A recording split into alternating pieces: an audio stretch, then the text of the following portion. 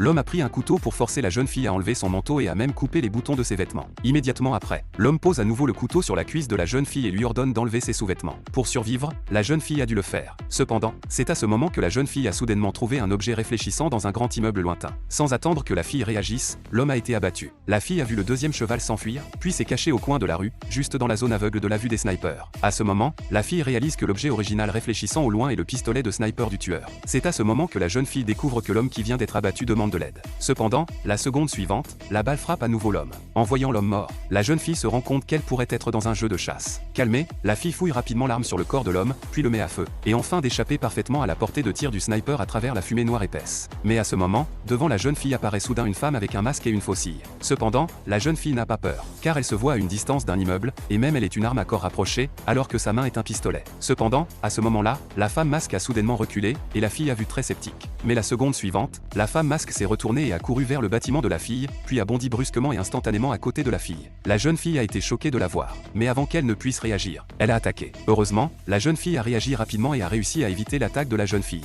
Tout de suite, la jeune fille tire sur la gâchette, mais, à sa grande surprise, elle échappe facilement à son tir, et elle se moque même d'elle. En voyant cela, la jeune fille savait qu'elle ne pouvait pas la vaincre en se confrontant de front. Elle prit l'initiative de renverser la clôture du bâtiment et sauta. En voyant cela, la femme masquée s'apprête à aller voir le corps de la jeune fille. Mais, à son insu, elle découvre que la jeune fille la pointe sous une arme. Il s'avère que tout cela est le plan de la jeune fille, qui a sciemment suspendu la mort pour attirer la femme masquée à venir. La seconde suivante, la jeune fille tire sur elle.